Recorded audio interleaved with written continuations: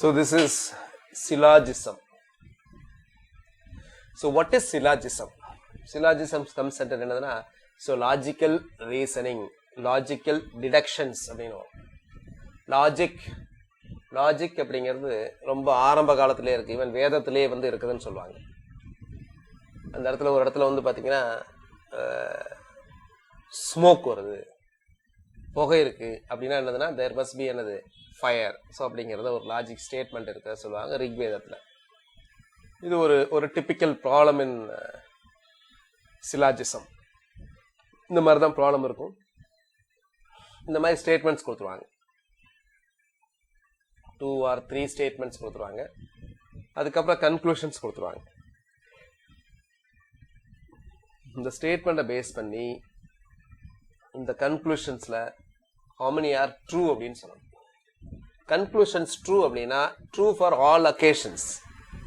சில சமயம் மட்டும்தான் ட்ரூவா இருக்கணும்னு அவசியம் கிடையாது. அப்படி இருக்கக்கூடாது, எப்பவுமே ட்ரூவா இருக்கிற மாதிரி இருக்கணும். ஸோ அதுதான் இந்த கன்க்ளூஷன். ஸோ இது நார்மலா வங்கி தேர்வுகள், எஸ்எஸ்சி போன்ற தேர்வுகள்லாம் அதிகமாக கேட்பாங்க. ஈவன் யூபிஎஸ்சி ப்ரிலிம்ஸ், டிஎன்பிஎஸ்சிலையும் இந்த கொஷின்ஸ் வந்து கேட்பாங்க.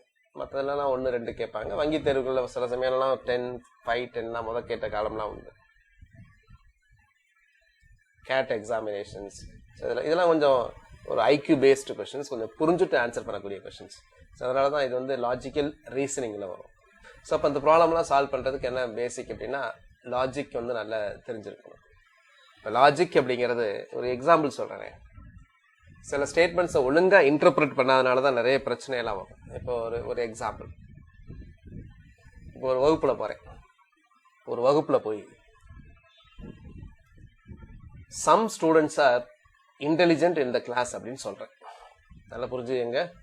ஒரு வகுப்பு, அந்த வகுப்பில் மொத்தம் ஒரு 40 மாணவர்கள் இருக்காங்க, 40 ஸ்டூடெண்ட்ஸ். அந்த 40 ஸ்டூடெண்ட்ஸ் போய் நான் என்ன சொல்கிறேன் அப்படின்னா வெரிஃபை பண்ணிட்டு நான் சொல்கிறேன் some students are intelligent in the class அப்படின்னா தமிழில் சொல்கிறதுனா இந்த வகுப்பில் சில மாணவர்கள் புத்திசாலியாக உள்ளார்கள் அப்படின்னா என்ன அர்த்தம்? இதிலிருந்து என்ன டிடக்ஷன்ஸ் கிடைக்கும் நமக்கு, என்ன கரோலரி, இதுலேருந்து என்ன இன்ஃபரன்ஸ் நமக்கு கிடைக்கும்? யோசிங்க. ஸோ ஒரு கிளாஸ்க்குள்ளே போய் அந்த கிளாஸில் இருக்க ஸ்டூடெண்ட்ஸ் நான் எடுத்தோடனே அந்த ஸ்டூடெண்ட்ஸ் வந்து நான் உடனே இன்டெலிஜென்ட்னு சொல்கிறதுக்கு முன்னாடி உடனே சொல்லிட முடியாது, பார்த்தோன்னே சொல்ல முடியாது. அதெல்லாமே வெரிஃபை பண்ணிட்டேன், செக் பண்ணிட்டு சொல்கிறேன் some students are intelligent in the class அப்படின்னா என்ன மீனிங்? இந்த மாதிரி லாஜிக்கு இந்த மாதிரி இதெல்லாம் ஒழுங்காக புரிஞ்சுக்காதனால தான் நிறைய பிரச்சனைகள்லாம் வருது.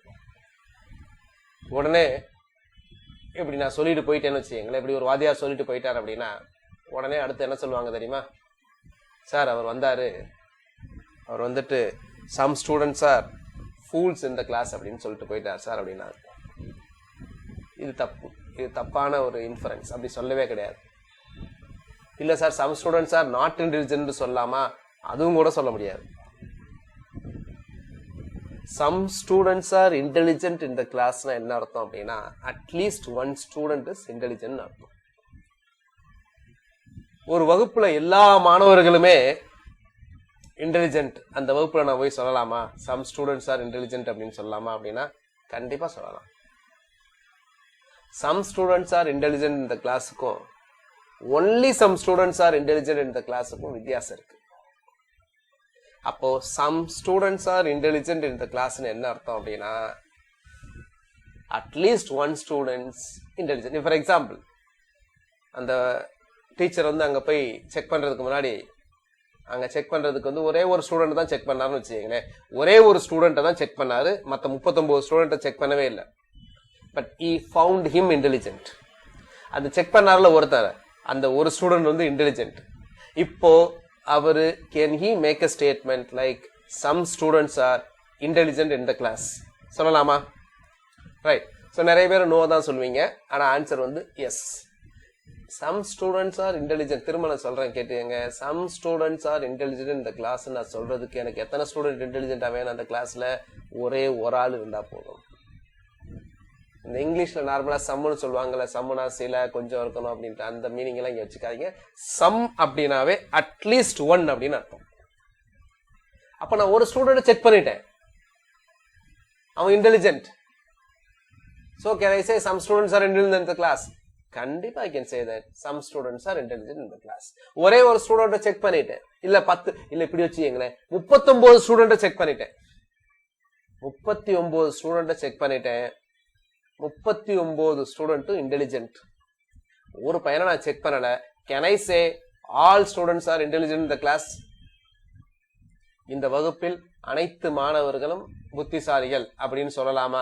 ஏன்னா நான் 39 ஸ்டூடெண்ட் வந்து செக் பண்ணிட்டேன், ஒருத்தரை நான் செக் பண்ணவே இல்லை. சொல்லலாமா அப்படின்னா ஐ கேனாட் சே, சொல்லக்கூடாது. எனக்கு அந்த ஒருத்தர் நாட் இன்டெலிஜென்டா இருந்தா என்ன ஆகுறது? சரிங்களா? ஓகே. ஸோ அப்போ ஆல் ஸ்டூடெண்ட்ஸ் ஆர் இன்டெலிஜென்ட் அப்படின்னா each and every student must be intelligent. Some students are intelligent அப்படின்னா at least one student is intelligent. No student is intelligent அப்படின்னா அந்த கிளாஸ்ல யாருமே இன்டெலிஜென்ட் கிடையாது, ஒரு பையன் கூட கிடையாதுன்னு அர்த்தம். Some students are not intelligent அப்படின்னா அந்த வகுப்புல இன்டெலிஜென்ட் இருக்காங்களோ இல்லையோ தெரியாது, ஆனா கண்டிப்பா ஒரு ஸ்டூடெண்ட்ஸ் வந்து நாட் இன்டெலிஜென்ட் அப்படின்னு அர்த்தம். அப்போ இதெல்லாம் சொல்லக்கூடியது வந்து பாத்தீங்கன்னா ஒரு 3 விதமான ஸ்டேட்மெண்ட் சொல்லுவாங்க. அந்த ஸ்டேட்மெண்ட்ஸை இப்போ நம்ம டீட்டெயில்டா பார்க்குறேன். நார்மலா we solve syllogism by means of what? Venn diagram. Venn diagram அப்படிங்கிறது இந்த மாதிரி சர்க்கிள்ஸ் வரும். இந்த மாதிரி இது வந்து இப்போ வந்து இது வந்து ஏ, இது வந்து பி அப்படின்னா என்ன சொல்லலாம் அப்படின்னா, இப்போ இந்த சர்க்கிளை வச்சு என்னென்னலாம் சொல்லலாம் அப்படின்னா, இங்கே பாருங்களேன், இந்த சர்க்கிளை மட்டும் பாருங்களேன். இந்த இடத்துல நான் புள்ளி வைக்கிறேன்னு வச்சுக்கிங்களேன். இங்கே இருக்கிறவங்களாம் யார் அப்படின்னா, இங்கே இருக்கிறவங்களாம் யார் அப்படின்னா common to both A and B.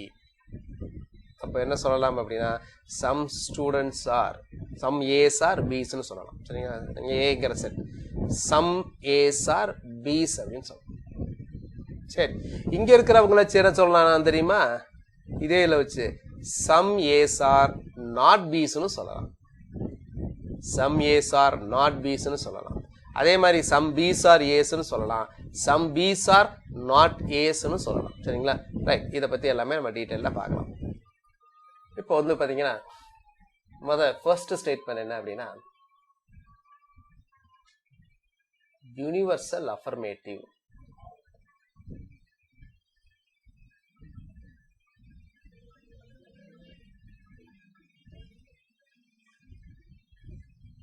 நல்லா புரிஞ்சுங்க. இந்த ரீசனிங் வந்து பாத்தீங்கன்னா நாட் ஓன்லி ஃபார் எக்ஸாம்ல கேட்கறதுக்கு மட்டும் கிடையாது, என்டையர் லைஃபுக்கே யூஸ்ஃபுல்லா இருக்கும். அது மட்டும் கிடையாது, especially software computer professionals, so அவங்க எல்லாத்துக்குமே இந்த லாஜிக்கல் திங்கிங் இருக்குல்ல, ஸோ அந்த இதுக்கு வந்து இது ரொம்ப முக்கியமானது. Universal affirmative. யூனிவர்சல் அஃபர்மேட்டிவ் அப்படிங்கிறத யூஏ அப்படின்னு சொல்லுவாங்க. நார்மலா வாட் இஸ் யூனிவர்சல் அப்படின்னா இங்கிலீஷ்ல universal means what? Docking about everything is universal. எல்லாத்த பத்தியும் பேசுறது யூனிவர்சல், எல்லாத்த பத்தியும் பேசணும், அதான் யூனிவர்சல் அப்படின்னு சொல்லுவோம். அஃபர்மேட்டிவ் அப்படின்னா என்னது? அஃபர்மேட்டிவ் ஆக்ஷன்ஸ் எக்ஸ்பெக்டட் அப்படின்னா அஃபர்மேட்டிவ்னா பாசிட்டிவ்னு அர்த்தம். அப்ப அஃபர்மேட்டிவ்க்கு ஆப்போசிட் என்ன? அஃபர்மேட்டிவ்க்கு ஆப்போசிட் நெகட்டிவ். யூனிவர்சலுக்கு ஆப்போசிட் என்ன? யூனிவர்சல்னா எல்லாத்தையும் பத்தி பேசுறேன், கொஞ்சத்தை பத்தி பேசுறது வந்து பர்டிகுலர். பர்டிகுலர்னு சொல்லலாம். எதை பத்தியுமே பேசாம இருக்கிறதுக்கு வந்து ஒண்ணுமே இல்லாம இருக்கும். ஆனா யூனிவர்சலோட ஆப்போசிட் வந்து பர்டிகுலர். யூனிவர்சல்னா talking about everything. Particular means what? Only something. Again சொல்றேன், சம் அப்படிங்கிறது அட்லீஸ்ட் ஒன் அப்படின்னு அர்த்தம் மேத்ஸ்ல. ஒரு யூனிவர்சல் அஃபர்மேட்டிவ் ஸ்டேட்மெண்ட் எப்படி இருக்கும் அப்படின்னா இதுதான் universal affirmative statement. Some sorry all ace are piece அப்படின்னு அர்த்தம். இதுதான் யூனிவர்சல் அஃபர்மேட்டிவ். நான் இங்க ஏபின்னு சொல்லியிருக்கேன். சரிங்களா? நார்மலா என்ன இருக்கும் அப்படின்னா ஆல் லயன்ஸ் ஆர் டைகர்ஸ். இந்த மாதிரி லாஜிக்கல் ரீசனிங் ஸ்டேட்மெண்ட்ல ஆல் சேர்ஸ் ஆர் டேபிள்ஸ் அப்படின்னா don't apply your common sense. Common sense apply பண்ணிட்டு அது எப்படி வந்து சேர்ஸ் எல்லாம் டேபிள் ஆகும், தப்பு அப்படின்னு சொல்லாதீங்க. இதுல டேபிள்ஸ் ஆர் சேர்ஸ் அப்படின்னா டேபிள் அப்படிங்கிறது வந்து ஒரு இங்கிலீஷ் வேர்டு, அவ்வளவுதான். சேர் அப்படிங்கிறது ஒரு இங்கிலீஷ் வேர்டு, அதை வச்சுட்டு தான் ஆன்சர் பண்ண முடிய இங்க போய் ரீசனிங்ஸ்லாம் யூஸ் பண்ணக்கூடாது, ஜென்ரலா இருக்கக்கூடிய பர்செப்ஷன்ஸ்லாம் யூஸ் பண்ணக்கூடாது. சம் டைகர்ஸ் ஆர் டாங்கீஸ் அப்படின்னா நான்சென்ஸ் ஸ்டேட்மெண்ட் அப்படின்லாம் சொல்லக்கூடாது, சரிங்களா? டாங்கி அப்படிங்கிறத பாரு, அது இருந்தால் என்ன? இப்ப நீங்க நிறைய இடத்துல பார்க்கலாம்ல, ரீசனிங் எல்லாம் இருக்கும் தெரியுங்களா? Blue is white, white is red, red is called as black, அந்த மாதிரி இருக்கும். அப்போ அதுல என்ன போட்டிருக்கோ அதை கன்சிடர் பண்ணணும். இந்த சாஃப்ட்வேர் ப்ரோக்ராமர் அவங்களுக்குலாம் கொஞ்சம் தெரியும், சரிங்களா? இப்போ சி லாங்குவேஜ் மற்ற எல்லா லாங்குவேஜ் பேசுறவங்களுக்கும் தெரியும். ஃபார் எக்ஸாம்பிள் அவங்க ஒரு ஸ்டேட்மெண்ட்லாம் கொடுத்துருப்பாங்க, சரிங்களா? அந்த மாதிரி இருக்கும். A equal to A plus B. இதை உடனே இதெல்லாம் அடிச்சுட்டு அங்கே ஏக்கு ஒரு வேல்யூ கொடுத்துருப்பாங்க, சரிங்களா? So for example INT A B, இல்லை ஏக்கே ஒரு வேல்யூ கொடுத்துருப்பாங்க, A equal to 10, B equal to 5 அப்படின்னா, இப்போ A equal to A plus 5 அப்படின்னா இது நார்மலா ஜென்ரலா என்ன சொல்லுவாங்க அப்படின்னா இது தப்பு அப்படின்னு சொல்லுவாங்க, சரிங்களா? ஸோ இது வந்து இங்க கம்ப்யூட்டரை பொறுத்த வரைக்கும் என்ன அப்படின்னா, ஸோ திஸ் இஸ் ஒரு மெமரி மாதிரி. இது வந்து ஏ, இது வந்து பி. ஸோ ஏக்கு வந்து 10ன்னு அர்த்தம், பிக்கு வந்து 5ன்னு அர்த்தம். ஸோ அடுத்த ஸ்டேட்மெண்ட் என்ன சொல்லியிருக்கு அப்படின்னா, A equal to A plus B அப்படின்னா இங்க ஏங்கிறது 10, பிங்கிறது 5. So therefore A is equal to என்னது 15. அப்போ இந்த 10 எரேஸ் ஆயிடும். எரேஸ் ஆயிட்டு இந்த இடத்துல மெமரி ஏக்கு என்ன வேல்யூ இருக்கும் அப்படின்னா 15. ஸோ உடனே இது மாதிரி போட்டுட்டு இது என்னடா ஒரு ஸ்டேட்மெண்ட் அப்படின்னு சொல்லக்கூடாது. இதெல்லாம் ப்ரோக்ராமிங்ஸ்ல எல்லாம் இதான் யூஸ் பண்ணுவாங்க, சரிங்களா? ஈவன் சில சமயத்துல என்ன இருப்பாங்க, இதே ஸ்டேட்மெண்ட் இப்படி கூட இருக்கும். அடுத்த ஒரு ப்ரோக்ராம் என்ன ஏ ஈக்குவல் டு பின்னு இருக்கும். அப்ப ஏ ஈக்குவல் டு பின்னா என்ன அர்த்தம் அப்படின்னா இதுக்கு அடுத்து வருதுன்னு வச்சுங்களே, ஏ ஈக்குவல் டு பி அப்படின்னா அர்த்தம் பிங்கிறது 5, ஏங்கிறது என்னது 15. ஸோ அப்போ ஏ ஈக்குவல் டு பி அப்படின்னா இப்ப ஏயோட வேல்யூ என்னவாயிடும் 5 ஆயிடும். அதே பி ஈக்குவல் டு ஏ அப்படின்னு சொன்னதுன்னா ஏயோட வேல்யூ. ஸோ இந்த மாதிரி தான். ஸோ அப்போ இங்கெல்லாம் யூஸ் பண்ணக்கூடாது, சரிங்களா? So this is a basic of ரீசனிங்ல வரக்கூடிய ப்ராப்ளம்ஸ், ப்ரோக்ராமிங்ல வரக்கூடியது. அதே மாதிரி இங்க ஏபி அப்படின்னா இது ஒரு டேர்ம், இது ஒரு டேர்ம், அவ்வளவுதான். இப்ப ஆல் ஏஸ் ஆர் பீஸ் அப்படிங்கிறதுல நார்மலா இது என்ன சொல்லுவோம் அப்படின்னா, இந்த ஃபர்ஸ்ட் வர்றது வந்து சப்ஜெக்ட் அப்படின்னு சொல்லுவோம். This is called subject. இது வந்து ப்ரெடிகேட். எப்படி இங்கிலீஷ்ல சொல்லுவோம்ல அதே மாதிரிதான், எழுவாய் பயனிலைன்னு சொல்லுவோம். அதே மாதிரி இங்க சப்ஜெக்ட், இது ப்ரெடிகேட். ஃபர்ஸ்ட் இருக்க சப்ஜெக்ட், அடுத்தது ப்ரெடிகேட். இப்போ ஆல் ஏஸ் ஆர் பீஸ் அப்படிங்கிறத வென் டயக்ராம் மூலமாக, ஏங்கிறது ஒரு வட்டம், பிங்கிறது ஒரு வட்டம், எத்தனை விதமான வட்டமாக போடலாம் அப்படின்ட்டு. அதுக்கு முன்னாடி முதல் 2 வட்டத்தை எத்தனை விதமான வட்டமாக எவ்வளவு போடலாம் அப்படிங்கறத நான் போட்டு காமிச்சிடுறேன். அதுக்கப்புறம் எந்தெந்த இடத்துல எல்லாம் ஆல் ஏஸ் ஆர் பீஸ் அப்படிங்கறது நீங்க சொல்லுங்க. ஸோ ஃபர்ஸ்ட் கேஸ் இது ஏ, இது பி இப்படி இருக்கலாம். ரெண்டாவது கேஸ்ல வந்து பாத்தீங்கன்னா இதுதான் ஏ, இதுதான் பி. மூணாவது கேஸ் வந்து பாத்தீங்கன்னா இது ஏ, இது பி. நாலாவது கேஸ் இது ஏ, இது பி. அஞ்சாவது கேஸ் இது பி, இது ஏ. ஸோ 2 வட்டத்தை வச்சு இந்த மாதிரி 5 போடலாம். வேற ஏதாவது போட முடியுமா நீங்களே சொல்லுங்க, சரிங்களா? யோசிச்சு பாருங்க. 2 வட்டம், ஒரு வட்டம் ஏ, ஒரு வட்டம் பி. இந்த 2 வட்டத்தை வச்சு ஒரு டிஸ்டிங் டைப்பா நான் போடுறது அப்படின்னா மொத்தம் 5 விதமா தான் போட முடியும், வேற எந்த விதமாவும் போடவே முடியாது. இப்ப நீங்க சொல்லுங்க, இந்த 1 2 3 4 5ல எத்தனை இதுல நீங்க வந்து எந்தெந்த இதெல்லாம் நீங்க பாத்தீங்கன்னா அந்தந்த இடத்துலலாம் நீங்க ஆல் ஏஸ் ஆர் பீஸ்னு சொல்லலாம் அப்படிங்கிறத சொல்லுங்க. இதுல எதெல்லாம் நீங்க பாத்தீங்கன்னா ஆல் ஏஸ் ஆர் பீஸ்னு சொல்லலாம்.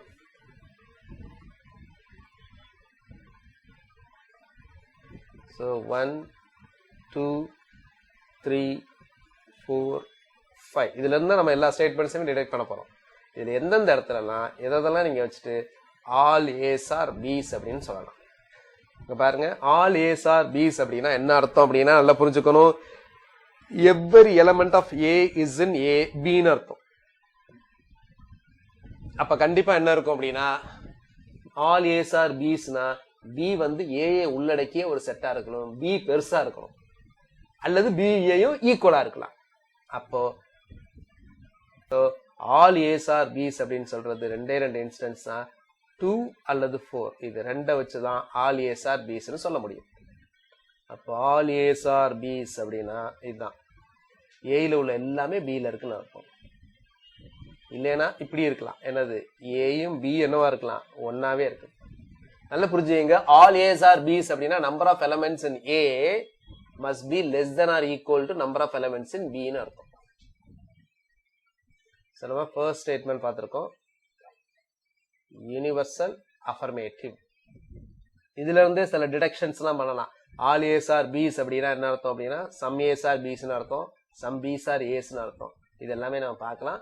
இதெல்லாம் இந்த 4 ஸ்டேட்மெண்ட்ஸையும் டீட்டெயில்டா பார்த்து முடிச்சுட்டு அந்த டிடக்ஷன்ஸை பார்க்கலாம். அடுத்து second statement, no A is B. இதுதான் ஹெட்டிங் கொடுக்குறேன். இது என்ன அப்படி தெரியுங்களா, this is called universal negative statement. முதல்ல என்ன சொன்னோம், யூனிவர்சல் அஃபர்மேட்டிவ் ஸ்டேட்மெண்ட் சொன்னோம். இப்ப பார்க்கிறது universal negative statement. Universal negative ஸ்டேட்மெண்ட்னா என்ன தெரியுங்களா, எல்லாத்த பத்தியும் பேசுறோம், நெகட்டிவா பேசுறோம். எந்த ஏயுமே பில இல்லைன்னு நெகட்டிவா நான் சொல்றேன்.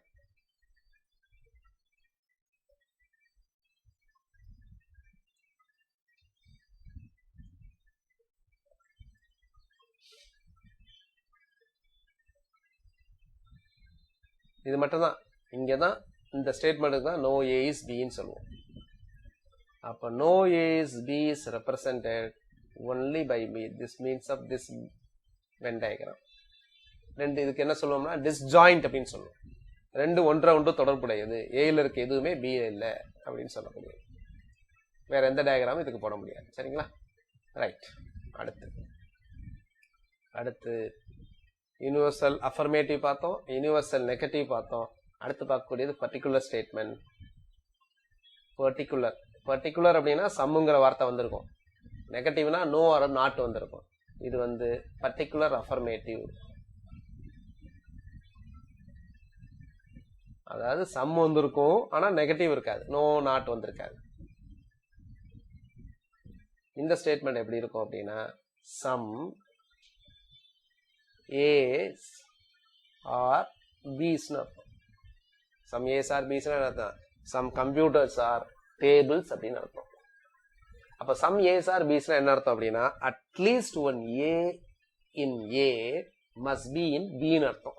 ஏல இருக்க ஒரு ஸ்டேட் ஒன்னாவது பில இருக்கணும். அப்ப ஏக்கு பிக்கு என்ன இருக்கணும், கொஞ்சமாவது டச் பண்ணி இருக்கணும்னு அர்த்தம், டிஸ்ஜாயிண்டா மட்டும் இருக்கக்கூடாதுன்னு அர்த்தம். Okay, right. இப்ப சொல்லுங்க, இந்த கொடுத்திருக்க 5 டயக்ராம்ல எந்த டயக்ராம் வந்து பர்டிகுலர் அஃபர்மேட்டிவா வரும்? பர்டிகுலர் அஃபர்மேட்டிவா என்னது, திரும்ப சொல்றேன், சம் ஏஸ் ஆர் பிஸ்னு அர்த்தம். ஏல இருக்க ஒன்னா ரெண்டோ ஒன்னு கூட இருக்கலாம், அது பில இருக்கணும், அவ்வளவுதான். ஸோ எந்தெந்த ஸ்டேட்மெண்ட்ஸ் வரும், எந்தெந்த டயக்ராம்ஸ் வரும், எந்தெந்த ரெப்ரசன்டேஷன்ஸ் வரும், சம் ஏஸ் ஆர் பிஸ் அப்படிங்கிறது. நல்லா யோசிச்சு ஆன்சர் பண்ணுங்க. ஸோ எதெல்லாம் வரும்னு பாத்தீங்கன்னா இங்க பாருங்க, சம் ஏஸ் ஆர் பிஸ் அப்படின்னா at least one A must be in B. நான் சொன்னேன் ஏக்கும் பிக்கும் ஓவர்லாப்பிங் இருக்கக்கூடாது. இன்னொன்னு சொன்னேன் என்ன தெரியுமா, எந்த ஒரு கேஸ் மட்டும் வரக்கூடாது அப்படின்னா ரெண்டும் டிஸ்ஜாயிண்டா இருக்கக்கூடாது. ஏ தனியா பி தனியா இருந்தா அங்க போய் some ace are not B, some ace are பிஸ்ன்னு சொல்ல முடியாது. அப்போ 3 தவிர மற்ற எல்லாமே வரும். ஒன்னு some ace are B's correct, இங்க இருக்கு some ace are B's, some ace are B's, all ace are பிஸ்னா கண்டிப்பா சம் ஏஸ் ஆர் பிஸ். இங்க பாருங்க all ace are B's, some ace are B's. இங்க பாருங்க இங்க இருக்கிற ஏ எல்லாம் பில இருக்கு. ஸோ therefore இதுக்கு 1 2 4 5 இந்த 4 வரும். அப்போ சம் ஏஸ் ஆர் பிஸ் அப்படின்னா டிப்பிக்கலா எல்லாருமே இந்த இதை தான் போடுவீங்க. சரிங்களா, இப்படி மட்டும் இருக்கணும்னு அவசியம் கிடையாது, இப்படி இருக்கலாம். இங்கேயும் நான் என்ன சொல்லலாம், சம் ஏஸ் ஆர் பிஸ்ன்னு சொல்லலாம். ஸோ உடனே சொல்லாதீங்க சார் ஆல் ஏஸ் ஆர் பிஸ். கண்டிப்பா இங்க பாருங்க, ஒரு கிளாஸ்ல எல்லா ஸ்டூடெண்ட்ஸுமே இன்டெலிஜென்ட், எனக்கு நல்லா தெரியும், நல்லா புரிஞ்சுங்க. ஒரு கிளாஸ்ல எல்லா ஸ்டூடெண்ட்ஸுமே இன்டெலிஜென்ட். நான் அங்க போய் some students are intelligent in the class, கரெக்டா தப்பா அப்படி சொல்லலாமா? நானு ஒரு கிளாஸ்ல எல்லா ஸ்டூடெண்ட்டுமே இன்டெலிஜென்ட், அந்த வகுப்புல போய் சம் ஸ்டூடெண்ட்ஸ் ஆர் இன்டெலிஜென்ட் அப்படின்னு நான் சொல்லலாமா அப்படின்னு கேட்டா கண்டிப்பா சொல்லலாம். எல்லாருமே இன்டெலிஜென்ட், அப்ப கண்டிப்பா some students are intelligent. Only some students are intelligent சொல்ல முடியாது, அதுதான் தப்பு. அடுத்து இது பி, இது ஏ. அடுத்து ஏ பி. ஸோ இந்த லாஜிக் இன்டர்பிரட்டேஷன் இதெல்லாம் கரெக்டா தெரியாதனால தான் அப்பப்போ நம்ம பார்க்கலாம், யாராவது ஒரு செலிபிரிட்டிஸ் ஒரு ஸ்டேட்மெண்ட் சொல்லுவாங்க, அதை உடனே திருத்து சொல்லிட்டாங்க, வேற மாதிரி சொல்லிட்டாங்க அப்படின்னு சொல்லிட்டு அதுக்கு ஒரு ஊடகத்தில் ஒரு பெரிய விவாதம் நடக்கும். சரிங்களா? அது பல வருடங்களாக இப்படிதான் நடந்துகிட்டு இருக்கு. இது என்ன அப்படின்னா, அது நிறைய விஷயங்கள் இருக்கு. சில சமயம் அவன் சொன்னவன் சொல்லலேனே சொல்லிடுவாங்க, கடைசியில் பல்ட்டி அடிச்சிருவாங்க. சில பேருக்கு அதை கரெக்டா அதை புரிஞ்சிருக்க முடியாது. ஒண்ணும் கிடையாது, சிம்பிளா சொல்றாருன்னு வச்சுங்களேன். போய் சொல்றேன், தமிழியன்ஸ் ஆர் இன்டெலிஜென்ட் அப்படின்னு போய் டெல்லியில போய் சொல்றோம் அப்படின்னா, அப்பனா உடனே என்ன சொல்லியிருக்கலாம் அப்படின்னா, அப்போ ஹிந்திக்காரங்க இல்ல நார்த் இந்தியன்ஸ் ஆர் ஃபூல்ஸ் அப்படின்னு அர்த்தமா? கிடையாது. அதான் தப்பு. சரியா?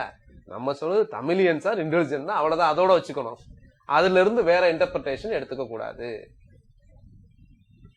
இப்போ யூபிஎஸ்சி சொல்றது, UPSC is going to conduct UPSC preliminary self services preliminary examination அப்படின்னா உடனே இப்போ மற்ற எஸ்எஸ்சிங்கிற ஆர்கனைசேஷன் நடத்த போறது இல்லையா? அவங்களுக்கு தெரிஞ்சதான் அதான் சொல்றாங்க. அப்படியே ஃபர்ஸ்ட் சொல்றாங்க யூபிஎஸ்சி ப்ரிலிமினரி எக்ஸாம்ஸ் நடத்த போறாங்கன்னா, what about other examination, Indian forest service examination, இதுலேயே ப்ரிலிம்ஸ் வந்துடும். வாட் அபவுட் இன்ஜினியரிங் சர்வீஸ்னா அது ஒரு, அதை பத்தி சொல்லவே இல்லை. சார், இது என்னத்தை பத்தி சொல்றோமோ அதை மட்டும்தான் பேசணும். மற்றதெல்லாம் நீங்க ஒரு இன்ஃபரன்ஸா எடுத்துக்க கூடாது. இதை பர்டிகுலர் அஃபர்மேட்டிவ்னு சொல்லிட்டேன். அப்போ ஃபோர்த் என்ன வரும்? ஃபோர்த் அதான் ஃபைனல் ஸ்டேட்மெண்ட். அது என்ன வரும்? அது என்ன type of statement?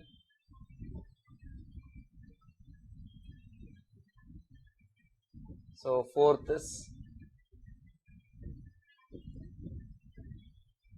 Particular negative.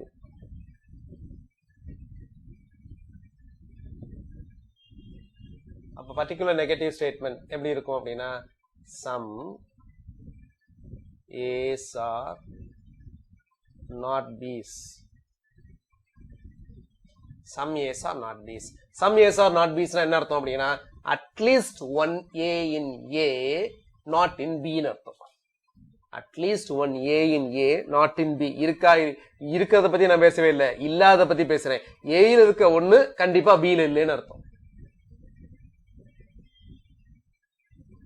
இதுக்கு இதுல எந்த டயக்ராம்ஸ் வரும்னு சொல்லுங்க.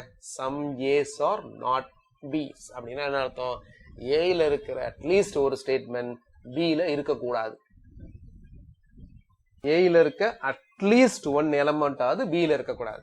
அப்போ இந்த some A's are not B'sங்கிறது எந்தெந்த கேஸ்ல நான் சொல்லலாம்?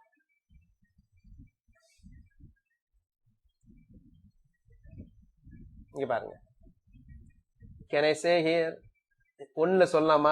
some A's are not B's இந்த ஒன்னு சொல்லலாமா அப்படின்னா கண்டிப்பா. இங்க பாருங்க, இங்க இருக்க A எல்லாம் not in B, so therefore I can say. இங்க பாருங்க, இங்க சொல்லலாமா? some A's are not B சொல்லவே முடியாது. ஏன் A B ஈக்குவலா இருக்கு, சொல்ல முடியாது. ரைட். இங்க சொல்லலாமா? some A's are not B's? ஆமா, no A is B, அதனால கண்டிப்பா some A's are not B's இங்கேயும் சொல்லலாம். இங்க சொல்லலாமா? some A's are not B's? கிடையாது. all A's are B சொல்ல முடியாது. இங்க சொல்லலாமா? இங்க பாருங்க, இங்க இருக்கிற A எல்லாம் என்னது? not in B, so therefore சொல்லலாம். So therefore answer is 1, 3 and 5. So some A's are not B's அப்படின்னா இப்படி இருக்கலாம்.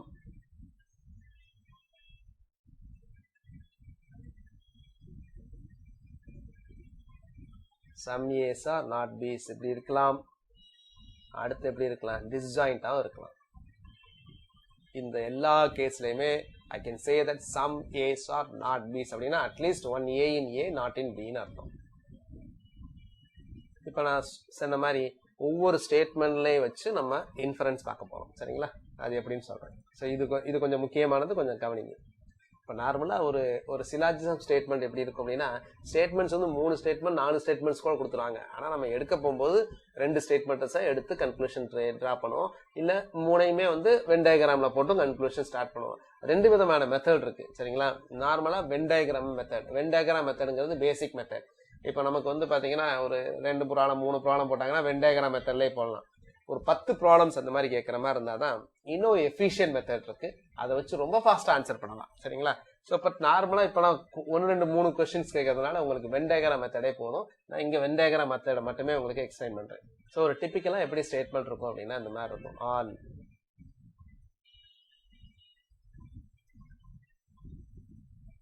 all rats are cats.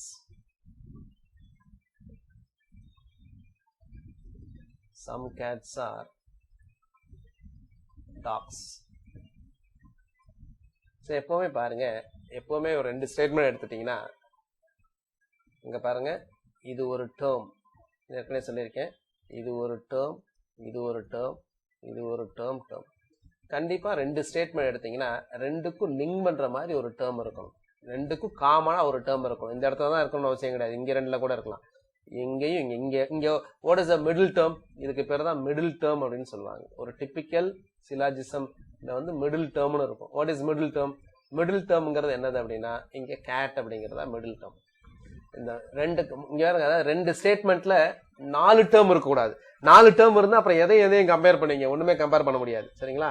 So 2 middle term இருக்கும் போது தான் இந்த 2 ஸ்டேட்மெண்ட்ஸையும் மெர்ஜ் பண்ணி ஒரே ஸ்டேட்மெண்ட்டாக அப்போ நான் ஆக்கணும். அதாவது அந்த மற்ற 2ஐயும் நான் வந்து கம்பேர் பண்ணணும். Already there is a comparison, already there is a relation, already there is an establishment between rat and cat இருக்கு. அதான் ரேட்டையும் கேட்டையும் பத்தி பேசியாச்சு, கேட்டையும் டாகையும் பத்தி பேசியாச்சு. எதை பத்தி பேசல? எந்த ரிலேஷன் கிடையாது. இப்போ நான் மிடில் டேர்ம்ஸ். நான் மிடில் டேர்ம்ஸ் எது? Rat and dog. அப்ப ரேட்டுக்கும் டாகுக்கும் தான் ரிலேஷன் நம்ம எஸ்டாப்ளிஷ் பண்ணணும். இதுதான் நார்மலா இருக்கக்கூடிய கன்க்ளூஷன். சில சமயத்துல வந்து எக்ஸாம்ல என்ன கேட்பாங்கன்னா, வெறுமன இந்த ஸ்டேட்மெண்ட் மட்டுமே இதுல இங்க கொடுத்துருக்கு பாருங்க, இந்த ஒரு ஸ்டேட்மெண்ட்ல வச்சும் ரிலேஷன்ஸ் கேட்கறதையும் நம்ம ஆட் பண்ணிக்கணும். அதுல உங்களுக்கு எக்ஸாம்பிள் புரிய வைக்கிறேன் பாருங்க. ஆல் இதை ஒரு எக்ஸாம் டயக்ராம் வச்சு உங்களுக்கு எக்ஸ்பிளைன் பண்ணா புரியும். All rats are cats. All rats are cats எப்படி இருக்கலாம்? All rats are cats. நல்லா புரிஞ்சுங்க. ஆரும் சியும் ஈக்குவலா கூட இருக்கலாம், அதையும் கன்சிடர் பண்ணிக்கணும். சரிங்களா? அதையும் நம்ம மனசுல வச்சுக்கணும்.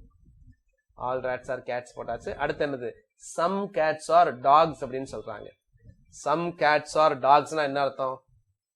சம் கேட்ஸ் ஆர் டாக்ஸ் அப்படின்னா என்ன அர்த்தம் அப்படின்னா கேட்டுக்கும் டாகுக்கும் ஓவர்லாப்பிங் இருக்கணும். சரிங்களா? ரைட். அப்ப இதுதான் டாக். டாக்ங்கிறது சின்ன சர்க்கிளா போடணும், இப்படிதான் இருக்கணும்னு அவசியம் கிடையாது. சரிங்களா? இதை நான் போடுறேன். இதோட சின்னதா இருக்கணும்னு இப்படி இதோட பெருசா கூட இருக்கலாம். சியை பத்தி டியை பத்தி சொல்லவே கிடையாது. ஒன்னு சொல்லிருக்கு, ஆரையும் சியையும் சொல்லும் போது ஆறு வந்து சியை விட சின்னதா இருக்கணும், இல்லைன்னா ஈக்குவலா இருக்கணும். சியும் டியும் பத்தி பார்க்கும்போது எப்படி வேணாலும் இருக்கலாம். சரிங்களா? சம் கேட்ஸ் ஆர் டாக்ஸ் அப்படின்னு சொல்லும் போது இந்த டி எப்படி வேணாலும் இருக்கலாம். சரிங்களா? டி இங்க இருக்கலாம், இங்க பாருங்க டி எங்கெங்கெல்லாம் இருக்கலாங்கிறது சொல்றேன் பாருங்க.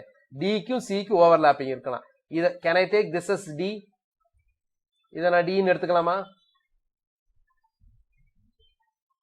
கண்டிப்பா எடுத்துக்கலாம். என்ன கொடுத்துருக்கான்? டிக்கும் சிக்கும் ஓவர்லாப்பிங் இருக்கணும், அவ்வளவுதான். இங்க பாருங்க, இதை நான் டின்னு எடுத்துக்கலாமா? எடுத்துக்கலாம். ஏன் சி இருக்கு தெரியுங்களா? சியவே நான் டின்னு எடுத்துக்கலாமா? எடுத்துக்கலாம்.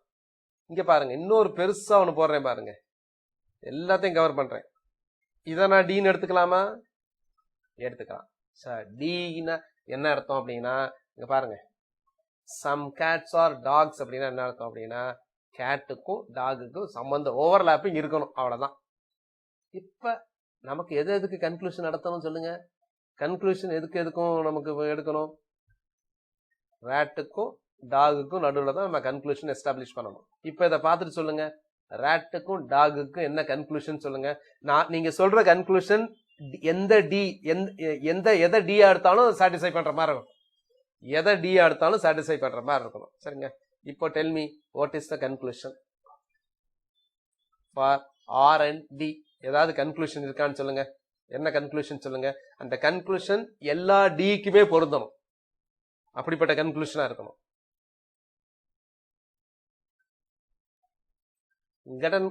get a conclusion. ராட்டுக்கும் டாகுக்கும் நடுவுல ஒரு கன்க்ளூஷன் எனக்கு வேணும், சொல்லுங்க. அந்த கன்க்ளூஷன் எந்த மாதிரி இருக்குன்னா, நான் சொன்ன 4 type of statements, universal affirmative, universal negative, particular affirmative, particular negative, அந்த மாதிரி ஸ்டேட்மெண்ட்ஸ்ல இருக்கணும். What is the answer? இப்ப சம் ரேட்ஸ் ஆர் டாக்ஸ் அப்படின்னு சொன்னீங்கன்னா இங்க பாருங்க, இது டி, நல்லா புரிஞ்சுங்க. இது டியா இருந்தா இங்க ஆர் இருக்கும். டிக்கு ஆருக்கு சம்பந்தம் இருக்கா? இல்ல. அப்போ I cannot say some rats are dogs. Some rats are dogs அப்படிங்கிறது ராங் கன்க்ளூஷன். அப்படி ஒரு கன்க்ளூஷன் வர முடியாது. ஏன்னா டி இதை எடுத்துட்டேன்னா அப்படி கிடையவே கிடையாது. இங்க பாருங்க, இதை டி எடுக்கும்போது டிக்கும் ஆருக்கு என்னது டிஸ்ஜாயிண்டா இருக்கு. ஸோ நல்ல கூர்ந்து கவனிச்சிங்கன்னா தெரியும். இந்த இதில் ரேட்டுக்கும் டாகுக்கும் கன்க்ளூஷனே கிடையாது. So therefore there is no conclusion. சில சமயம் நோ கன்க்ளூஷன்ஸ்லாம் வரும். அதுதான் எக்ஸாம்பிள் இப்போ போட்டிருந்தேன். இன்னொரு எக்ஸாம்பிள் பாருங்க. இதை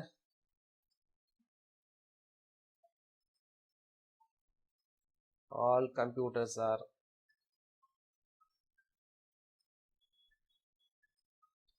tables.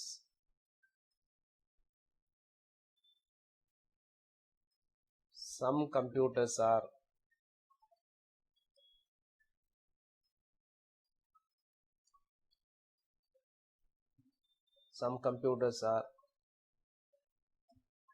laptops. இப்போ tell me the conclusion. இங்கே பாருங்க, இது மிடில் டேர்ம்ங்கிறது கம்ப்யூட்டர். எனக்கு என்ன வேணும்? என்ன கன்க்ளூஷன் வந்து டேபிளுக்கும் லேப்டாப்புக்கும் நடுவில் ஒரு கன்க்ளூஷன் வேணும். இருக்குதா இல்லையா? இருந்தால் எது கன்க்ளூஷன்? அது எல்லாத்தையும் சாட்டிஸ்ஃபை பண்ணணும். All computers are tables. அப்போ இது வந்து கம்ப்யூட்டர்ஸ், இது கம்ப்யூட்டர், இது டேபிள். சரிங்களா? இப்போ சாருங்க, சம் கம்ப்யூட்டர்ஸ் ஆர் லேப்டாப்ஸ்ன்னு சொல்கிறாங்க. இங்கே இருக்க பாருங்க, இங்கே இருக்க some computers are laptops. Some computers, இங்கே ஆல் கம்ப்யூட்டர்ஸ் ஆர் டேபிள்ஸ்ன்னு சொல்கிறேன். Some computers are laptops. Some computers. அப்போ பாருங்கள், இப்போ லேப்டாப் அப்படிங்கிறத வந்து நான் லேப்டாப் ஒரு சர்க்கிளாக வரைய போகிறேன், வேறு கலரில் வரையணும். அப்போ லேப்டாப்னா என்ன அர்த்தம்? கம்ப்யூட்டருக்கும் லேப்டாப்புக்கும் நடுவில் தொடர்பு இருக்கும். சரிங்களா? ஸோ அப்போ இது லேப்டாப்பாக இருக்கலாம், இல்லை என்டையரையுமே சேர்த்தே லேப்டாப்பாக இருக்கலாம், இல்லை பெரிய சர்க்கிளே வந்து லேப்டாப்பாக. கம்ப்யூட்டர் வந்து இந்த கீழே கம்ப்யூட்டரை டச் பண்ணிகிட்டு இருக்கணும். இப்போ tell me what is the relation between table and laptop. எதை லேப்டாப்பாக எப்படி டயக்ராம் போட்டாலும் எனக்கு சாட்டிஸ்ஃபை பண்ணுற மாதிரி ஒரு கன்க்ளூஷன் சொல்லுங்கள் பார்க்கலாம். ட்ரை பண்ணுங்கள், யோசிங்க. ஸோ எதை எடுத்துட்டாலும் சரி, சரிங்களா, கண்டிப்பாக some tables are laptops. That is true. The conclusion is some tables are laptops. நான் பின்னாடி பார்க்க போகிறோம். சம் டேபிள்ஸ் ஆர் லேப்டாப்ஸ்னாலும் ஒன்று தான், சம் லேப்டாப்ஸ் ஆர் டேபிள்ஸ்னாலும் ஒன்று தான். ஸோ எப்படி வேணாலும் சொல்லலாம். ரைட். இப்போ பாருங்கள், இப்போது யூனிவர்சல் அஃபர்மேட்டிவ் ஸ்டேட்மெண்ட்லேருந்து வரக்கூடிய சிங்கிள் ஸ்டேட்மெண்ட்லேருந்து என்னென்னலாம் கன்க்ளூஷன்ஸ் ட்ரா பண்ணலாம் அப்படிங்கிறத பாருங்கள். இப்போது யூனிவர்சல் அஃபர்மேட்டிவ்ல என்ன சொல்லுது அப்படின்னா நமக்கு தெரியும், ஆல் ஏஸ் ஆர் பீஸ். இதில் இருந்து என்னென்ன இன்ஃபரன்ஸ் எல்லாம் ட்ரா பண்ணலாம் அப்படிங்கிறது சொல்லுங்க. ரைட். இப்போ ஆல் ஏஸ் ஆர் பீஸ் இதுல இருந்து நல்லா புரிஞ்சுக்கங்க. ஆல் ஏஸ் ஆர் பீஸ்ல இருந்து can I say some ace are பீஸ்ன்னு சொல்லலாமா? எல்லா ஏயுமே பி தானே, அப்ப கண்டிப்பா சம் ஏஸ் ஆர் பீஸ்ன்னு சொல்லலாம். சரி, can I say some piece are ace?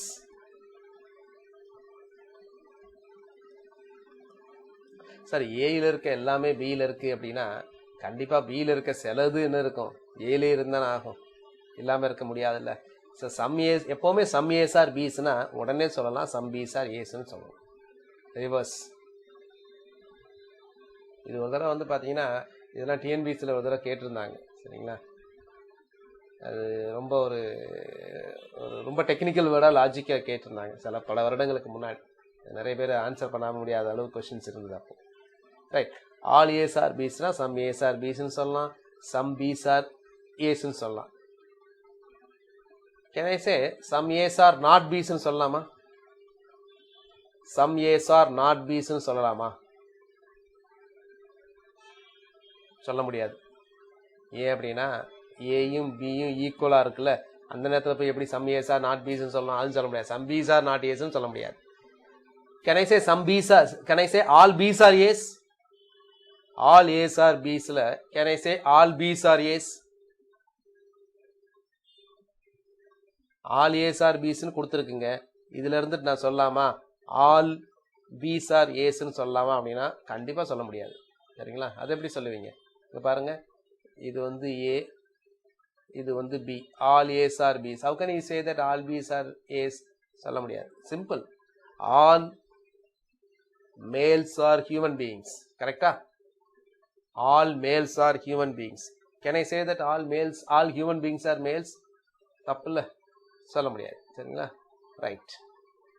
So therefore இது ரெண்டுலேருந்து வரக்கூடிய கன்க்ளூஷன்ஸ் இந்த ரெண்டு தான். ஆல் ஏஸ் ஆர் பீஸ் அப்படின்னா I can say that some ace are Bs or I can say that some piece are As. இன்னொன்று தெரிஞ்சுக்கோங்க, எப்போவுமே கொடுத்துருக்க ஸ்டேட்மெண்ட், இதுவும் நம்மகிட்ட நல்லா தெரிஞ்சுக்கலாம். இது வாழ்க்கைக்கு ரொம்ப முக்கியமானது. அதாவது கொடுத்துருக்க ஸ்டேட்மெண்ட்ல நெகட்டிவ் இல்லை அப்படின்னா கண்டிப்பாக வரக்கூடிய கன்க்ளூஷனில் நெகட்டிவ் வரவே வராது. ஒருத்தர் ஒரு பாசிட்டிவாக ஒரு ஸ்டேட்மெண்ட் சொன்னார்னா அதுலேருந்து வரக்கூடிய இன்ஃபரன்ஸ் எல்லாமே பாசிட்டிவாக தான் வரணும். சரிங்களா? ஃபார் எக்ஸாம்பிள், இப்போ டிஎன்பிஎஸ்சி குரூப் 1 ப்ரிலிம் அனௌன்ஸ் பண்ணுறாங்க அப்படின்னா குரூப் 1 ப்ரிலிம்ஸ் அனௌன்ஸ் பண்ணாங்க, அப்போ மற்ற எக்ஸாம் இல்லைன்னு முடிவுக்கு வரக்கூடாது. ஸோ எப்போவுமே ஒரு ஸ்டேட்மெண்ட் பாசிட்டிவாக இருந்தால் கன்க்ளூஷன் கேனாட் பி நெகட்டிவ். அதே மாதிரி தான் இன்னொன்று ரொம்ப வச்சுங்க, ஒரு ஸ்டேட்மெண்ட் நெகட்டிவாக இருந்தால் அதோட இன்ஃபரன்ஸ் என்னவா இருக்கும்? நெகட்டிவாக தான் இருக்கும். அதுலேருந்து பாசிட்டிவாக சொல்லக்கூடாது லாஜிக்கை பொறுத்த வரைக்கும். இப்போ அடுத்த statement, second statement, universal negative. என்ன சொல்லுவாங்க? No A is B. இது யூனிவர்சல் நெகட்டிவ். இதுல இருந்து டிராப் பண்ணுங்க. வாட் ஆர் த இன்ஃபரன்சஸ் சொல்லுங்க. இதுல இருந்து என்னென்னலாம் சொல்லலாம் அப்படின்னா இங்க பாருங்க, no A is B. Can I say no B is A? சொல்லலாமா? நோ ஏ இஸ் பி அப்படின்னா ஏக்கும் பிக்கு சம்மந்தம் இல்லைன்னா கண்டிப்பா பிக்கு ஏக்கு சம்மந்தம் இருக்குமா? கண்டிப்பா இருக்கவே இருக்காது. அடுத்து, can I say some ace are not piece?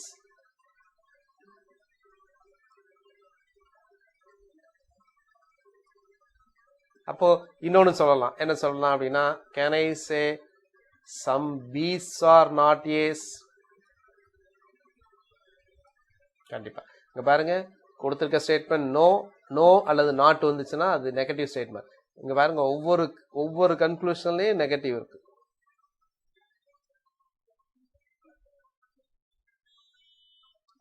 அடுத்து மூணாவது statement, some ace are B's. இது என்னது? Particular affirmative. இதுல இருந்து என்ன கன்க்ளூஷன் டிரா பண்ணலாம்? Some ace are B's. Some ace are B's அப்படின்னாலே என்ன அர்த்தம் அப்படின்னா சம் பீஸ் ஆர் ஏஸ்னு அர்த்தம். சம் ஏஸ் ஆர் பீஸ்னா சம் பீஸ் ஆர் ஏஸ்னு அர்த்தம். வேற எதுவும் இதுல இருந்து சொல்ல முடியாது. கன்க்ளூஷன்னா must be true for all occasions. எல்லா நேரத்திலும் எப்படி டயக்ராம் எந்த மாதிரி வரைஞ்சாலும் அது கரெக்டா இருக்கணும். அடுத்து நான்காவது, பர்டிகுலர் நெகட்டிவ். இதுக்கு ஒரு கன்க்ளூஷன் சொல்லுங்க. நான் சொன்னேன், கன்க்ளூஷன்னா எல்லா டயக்ராமே சாட்டிஸ்ஃபை பண்ணணும். அதான் அங்க ஒவ்வொன்றையும் பார்த்தோம். எல்லா டயக்ராமே சாட்டிஸ்ஃபை பண்றதா கன்க்ளூஷன். பாருங்களேன், இப்ப இதுக்கு சொன்னோம்ல, சம் ஏஸ் ஆர் பீஸ்ன்னு என்ன சொல்லலாம்? சம் பீஸ் ஆர் ஏஸ்ன்னு சொல்லலாம். எல்லா டயக்ராம் பாருங்க, some piece are A, some piece are A, some piece are A, some piece are ஏஸ்ன்னு சொல்ல முடியும். அதனாலதான் சொன்னேன். இங்க பாருங்க, நோ ஏ இஸ் பி. இதுல இருந்து என்னெல்லாம் சொன்னேன்? நோ ஏ இஸ் பினா நோ பி இஸ் ஏன்னு சொல்லலாம். கண்டிப்பா no B is A. Some ace are not B's சொல்லலாம். சம் பீஸ் ஆர் நாட் ஏஸ்ன்னு சொல்லலாம். இது பாருங்க, all ace are B's. All ace are பீஸ்ங்கிறது இப்படி இருக்கலாம், இப்படி இருக்கலாம். ஸோ எப்படி இருந்தாலும் ரெண்டுல இருந்து நான் என்ன கன்க்ளூஷன் சொல்லலாம் அப்படின்னா என்ன சொல்லியிருந்தேன்? சம் ஏஸ் ஆர் பீஸ்ன்னு சொல்லலாம். இங்கேயும் சம் ஏஸ் ஆர் பீஸ், இங்கேயும் சம் ஏஸ் ஆர் பீஸ்ன்னு சொல்லலாம். சம் பீஸ் ஆர் ஏஸ்ன்னு சொல்லலாம். இங்கேயும் some piece are A, some piece are ஏஸ்ன்னு சொல்லலாம். What is the conclusion which satisfies all the three diagrams? இதையும் வரணும். Particular negative, some ace are not Bs, இதை வச்சு ஒரு கன்க்ளூஷன் சொல்லணும். Some ace are not Bs. So can I say some piece are not As? Some piece are not ace அப்படின்னு நம்ம சொல்லலாமான்னு நம்ம யோசிப்போம். சொல்ல முடியாது. ஏன்னா இங்க உதைக்கும். இங்க சொல்லலாம் some piece are not As சொல்லலாம். இங்க சொல்லலாம் சம் பீஸ் ஆர் நாட் ஏஸ்ன்னு சொல்லலாம். இங்க நீங்க சொல்ல முடியாது some piece are not. So therefore for particular negative இதுல இருந்து நமக்கு there is no conclusion. எப்பவுமே இன்னொன்னு சொல்லுவாங்க, சரிங்களா? ஸோ நல்லா புரிஞ்சுங்க, இதெல்லாம் சில ரூல்ஸ். ஸ்டேட்மெண்ட் பாசிட்டிவா இருந்தா பாசிட்டிவ் தான் கன்க்ளூஷன். ஸ்டேட்மெண்ட் நெகட்டிவா இருந்தா நெகட்டிவ் தான் கன்க்ளூஷன். அந்த ஸ்டேட்மெண்ட்ல பர்டிகுலரும் இருந்து ஸ்டேட்மெண்ட் பர்டிகுலரா இருந்தா கன்க்ளூஷன்ல கண்டிப்பா பர்டிகுலர் வரும். அதாவது சம் இருந்தா கண்டிப்பா சம் வரும், நோ இருந்தா நோ வரும். சம்மும் நோவும் ரெண்டும் இருந்துச்சுன்னா there is no conclusion. இப்போ நம்ம டிப்பிக்கலா பார்ப்போம்னா 2 ஸ்டேட்மெண்ட்ஸ் இருக்கும். First statement, second statement. இங்க பாருங்க, இது ரெண்டுமே பாசிட்டிவ் அப்படின்னா கன்க்ளூஷன் பாசிட்டிவ், ரெண்டுமே நெகட்டிவ் அப்படின்னா நோ கன்க்ளூஷன், ரெண்டுமே பர்டிகுலர்னாலும் நோ கன்க்ளூஷன். ஒன்னு பர்டிகுலர் ஒன்னு நெகட்டிவ், ரெண்டுலையும் தனித்தனியா இருக்கிறது. இது பர்டிகுலர் நெகட்டிவ் அப்படின்னா கன்க்ளூஷன் என்ன இருக்கும் அப்படின்னா பர்டிகுலர் நெகட்டிவா இருக்கும். ஒரே ஸ்டேட்மெண்ட்லயே பர்டிகுலர் நெகட்டிவா இருந்தா அந்த ஸ்டேட்மெண்ட்ல இருந்து கன்க்ளூஷன்ஸ் கிடையாது, அந்த சிங்கிள் ஸ்டேட்மெண்ட்ல இருந்து வரக்கூடிய கன்க்ளூஷன்ஸ் இருக்காதுன்னு சொன்ன. இப்ப இந்த கொஸ்டினை பாருங்க.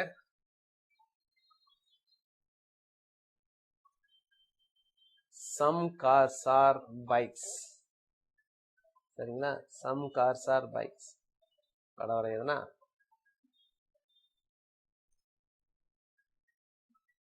some cars are bikes. அடுத்து என்னது? no bike is train.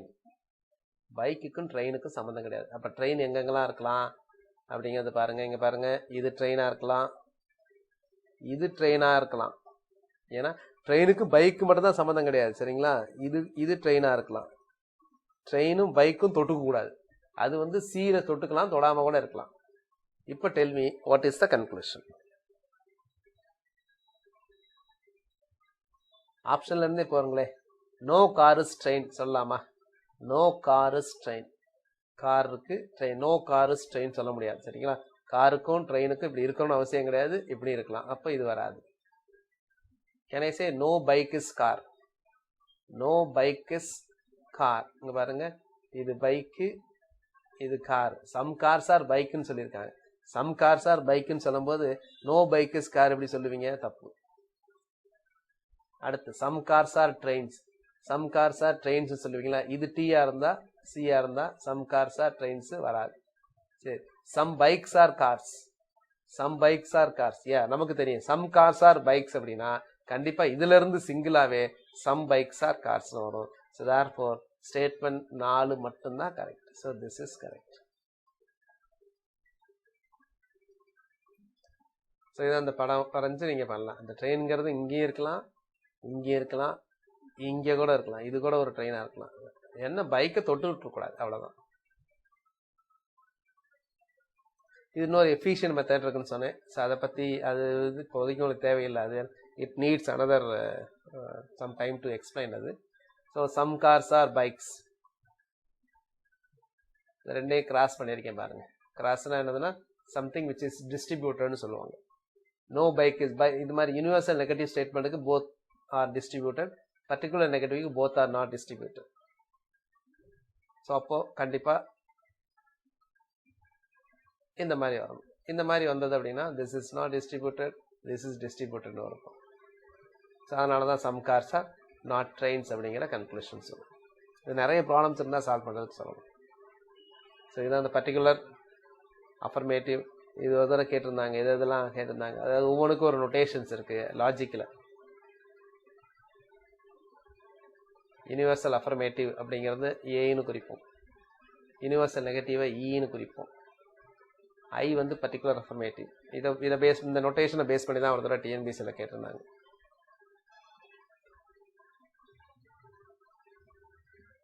So அதில் ஒரு தடவை கேட்டிருந்தாங்க என்னன்னா invert of E is E, invert of I is I. Invert of ஐனா என்ன அர்த்தம் அப்படின்னா பர்டிகுலர் அஃபர்மேட்டிவ். நான் திரும்ப சொன்னேன், பர்டிகுலர் அஃபர்மேட்டிவ்லேருந்து இப்போ சம் ஏஸ் ஆர் பீஸ் அப்படின்னா we can say that some piece are ஏஸ்ன்னு சொல்லலாம். அதே மாதிரி some ace are no A is B அப்படின்னா நோ பி இஸ் ஏன்னு சொல்லலாம். அதனால invert of E is E, invert of I is I. அதே மாதிரி இன்வெர்ட் ஆஃப் ஏ பார்த்தீங்கன்னா அப்படின்னா இன்வெர்ட் ஆஃப் ஏ அப்படிங்கிறது என்னது? ஏ என்ன சொல்லுது? All ace are B's. Invert of A is A கிடையாது. ஆல் ஏஸ் ஆர் பீஸ்னா ஆல் பீஸ் ஆர் ஏஸ்ன்னு சொல்ல மாட்டோம். ஆனால் என்ன சொல்லுவோம் அப்படின்னா சம் பீஸ் ஆர் ஏஸ்ன்னு சொல்லுவோம். அப்போ invert of A is I. Bank எக்ஸாம்ஸ்லாம் பார்த்தீங்கன்னா உங்களுக்கு 3 ஸ்டேட்மெண்ட் கொடுப்பாங்க, 4 ஸ்டேட்மெண்ட் கொடுப்பாங்க. அதுக்கப்புறம் கன்க்ளூஷன்ஸில் 4 கன்க்ளூஷன்ஸ் கொடுத்துட்டு எந்தெந்த கன்க்ளூஷன்ஸ்லாம் ஃபாலோ ஆகுது அப்படின்ற மாதிரி கேட்பாங்க. எல்லாம் இதே மாதிரி தான். இதே மாதிரி நீங்கள் 4 ஸ்டேட்மெண்ட்ஸ் கொடுத்தாலும் வென் டயக்ராம்ஸ் வரைஞ்சிங்க அப்படின்னா ஈஸியாக ஆன்சர் பண்ணிடலாம். இந்த கான்செப்ட்ஸ் எல்லாம் புரிஞ்சுக்கிட்டிங்கன்னா போதும். ஸோ இதுக்கு ஆன்சர் என்ன? பலகோணம், பாலிகன், குவாட்ரிலேட்ரல், நாற்கரங்கள், ராம்பஸ் எது குறிக்குது? நமக்கு தெரியும் all quadrilaterals are polygon and all rhombuses are quadrilaterals.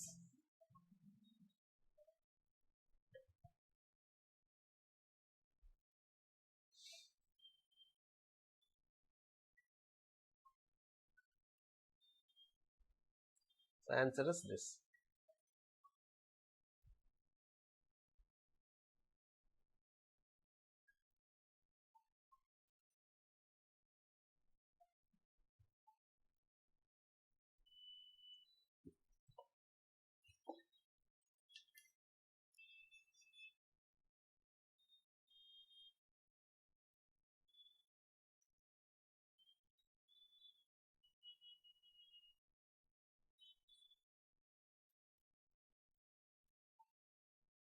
All tigers are ships. Some ships are cupboards. Some ship வந்து cupboards.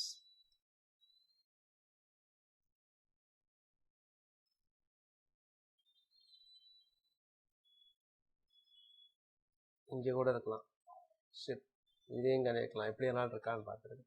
அப்போ பாருங்க, சம் டைகர்ஸ் ஆர் கப்போர்ட்னு சொல்லாமா? சம் டைகர்ஸ் ஆர் கப்போர்ட் சொல்ல முடியாது. சரி, சம் கப்போர்ட்ஸ் ஆர் டைகர்ஸ்ன்னு சொல்லாமா? சம் டைகர்ஸ் ஆர் கப்போர்ட்னு சொல்ல முடியாதுன்னா சம் கப்போர்ட்ஸ் ஆர் டைகர்ஸ்ன்னு சொல்ல முடியாது. So therefore neither one nor two follows. No conclusion.